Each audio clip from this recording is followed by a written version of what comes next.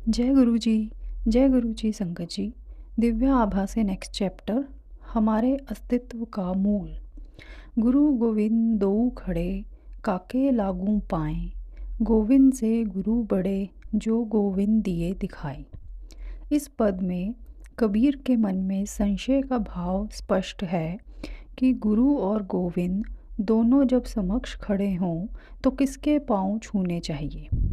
फिर वह इस निर्णय पर पहुंचते हैं कि गुरु के आशीष के बिना गोविंद ईश्वर को पाना असंभव है। हमारे मन में ऐसा कोई संशय नहीं है, क्योंकि गुरु जी स्वयं परमात्मा हैं। मैंने गुरु जी के बारे में सर्वप्रथम अपने मामा जी कर्नल जोशी से सुना था। यह 1996 के आसपास की बात थी और मेरा युवा स्वाभिमान अपनी पूरी श्रद्धा एक गुरु को देने को तत्पर नहीं था। अप्रैल 1994 में मुझे चंडीगढ़ में पहली बार गुरु जी के दर्शन का सौभाग्य मिला। उनके इस प्रश्न पर कि मैं कहाँ से आया हूँ, मैंने उत्तर दिया कि मैं कर्नल जोशी का भांजा हूँ और जयपुर से आया हूँ। उन्होंने मेरे सिर पर अपने दोनों हाथ रख कर कहा, कल्याण हो।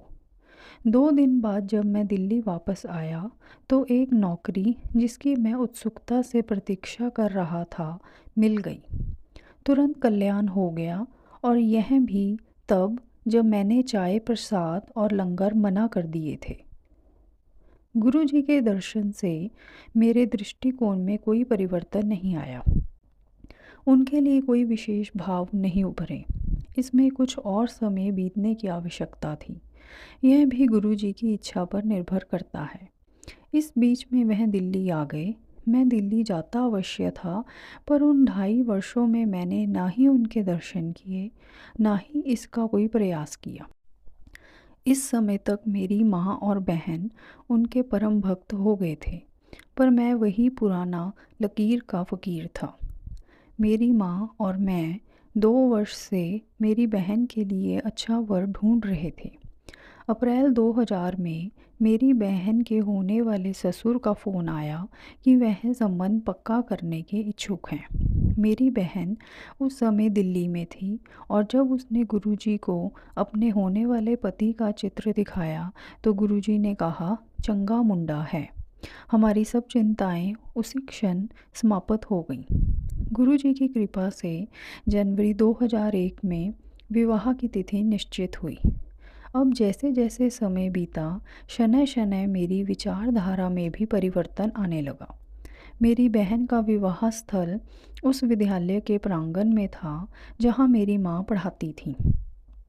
भोज के प्रबंधकर्ता से बात करने पर तंदूर और रसोई के स्थल का निश्चय कर लिया गया।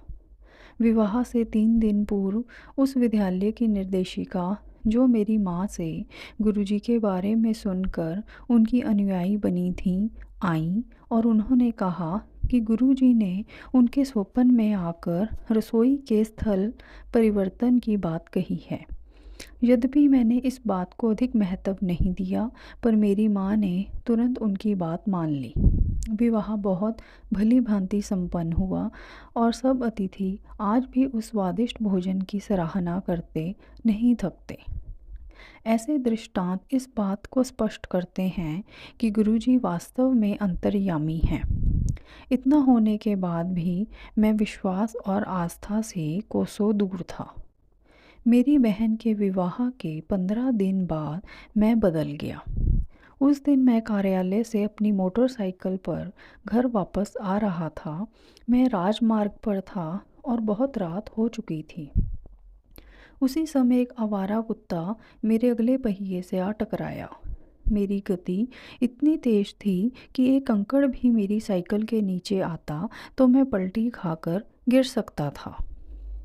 ऊपर से एक बस मेरे पीछे चिपकी हुई आ रही थी और गिरने पर मेरा अंत निश्चित था। परंतु गुरुजी की दया से और कुछ दर्शकों के अचंभे से मैंने अपना संतुलन नहीं खोया। मेरी भगवान को धन्यवाद कहने की इच्छा हुई, जो मैंने घर के रास्ते में अगले मंदिर के सामने अपना शीश झुकाकर किया। उसी समय गुरुजी की सुगंध से वातावरण महक गया। मेरे तर्क और स्वाभिमान ने मुझे त्याग दिया और मैंने मन ही मन गुरुजी को धन्यवाद दिया। नास्तिक से श्रद्धा परिवर्तन तत्कालिक था। 10 मिनट में विवाह। मेरा स्थानांतरण रेवाड़ी होने के बाद मैं अक्सर गुरुजी के दर्शन के लिए आ जाता था। अब मेरी माँ को मेरे विवाह की चिंता थी। एक दिन मैं और मेरी माँ मामा जी के घर पर थे। उस समय रिश्ते में मेरी मामी जी की बहन भी वहीं पर थी।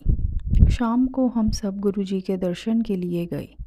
लंगर के उपरांत जब हम बैठे हुए थे, गुरुजी ने मुझे बुलाकर अपने पैर दबाने को कहा। थोड़ी देर के बाद उन्होंने मेरी मामी जी की बहन जया को भी वही करने के को कहा। 10 मिनट के पश्चात वह बोले, शादी कर लो।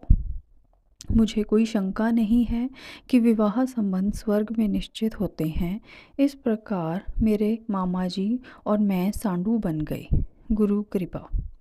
मैंने सत्संगों में अक्सर सुना है कि गुरुजी को हमारे मन में उत्पन्न समस्त भावनाओं का ज्ञान है, पर वास्तु स्थिति उससे भिन्न है। मन में उत्पन्न सब भावनाएं उनकी हैं। क्या आप विचारों के स्रोत से अधिक सोच सकते हैं? क्या आप कर्मकर्ता के स्रोत से अधिक कार्य कर सकते हैं? क्या आप इस ब्रह्मांड की आत्मा से अलग रह सकते हैं?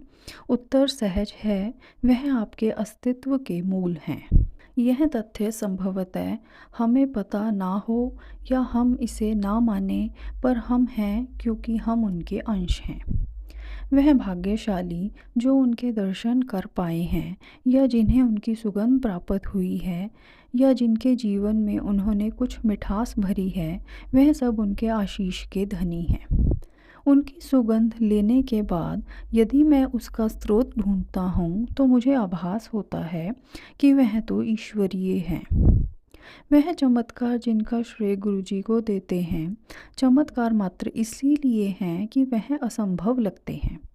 गुरुजी में मैं अपनी श्रद्धा का निवेश यह सोचकर करता हूँ कि जो मैं हूँ और जो मेरे पास है, दोनों विचार कहने को निंदनीय हैं। उसका एकमात्र कारण केवल वही है।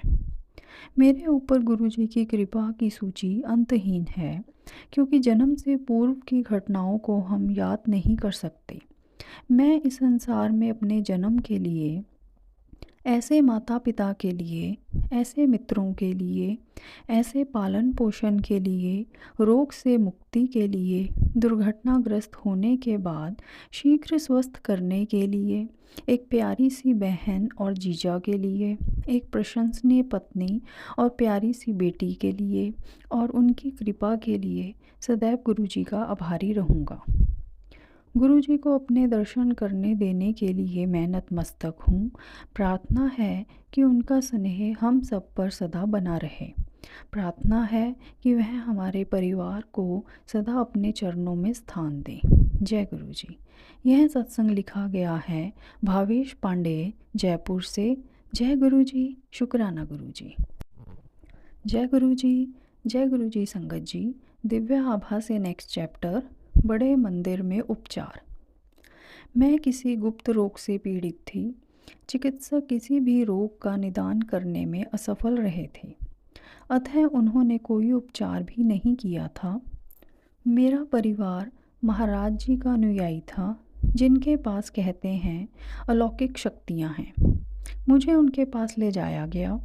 महाराज जी ने कहा कि मुझे कोई रोग नहीं था, अपितु मेरे ऊपर कुछ दुष्ट आत्माओं का प्रकोप था। परंतु बहुत प्रयत्न करने के बाद भी वह मुझे स्वस्थ नहीं कर पाए। अंत में हार कर उन्होंने मेरे परिवार वालों को बतलाया कि वह मुझे ठीक नहीं कर सकते हैं, केवल ठाकुर जी विधाता ही कर पाएंगे। मेरे एक दूर का संबंधी परिवार गुरुजी के प्रति निष्ठा रखता था।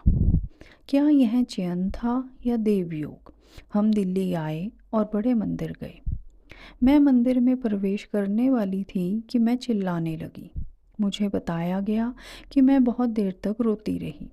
मंदिर में प्रवेश करने के बाद मैं चुप हो गई और तुरंत ही सो गई। शांति से मैं 3 घंटे तक सोती रही। मेरे परिवार को पता था कि इस प्रकार से मैं कई वर्षों के बाद सोई थी। शाम को हमने गुरुजी के दर्शन किए, चाय और लंगर प्रसाद ग्रहण किए। उस समय से मैं निरोग हूँ, क्योंकि मुझे ठाकुर जी के दर्शन हो गए थे। सिद्ध पुरुषों की भी सीमाएं निर्धारित होती हैं, वह जीवन और मृत्यु नहीं दे सकते हैं। किंतु गुरुजी तो महापुरुष हैं, वह साक्षात शिव हैं, वह परमेश्वर हैं। यह सत्संग लिखा गया है मंजू गुप्ता, अलवर, राजस्थान से। जय गुरुजी, शुक्राना गुरुजी।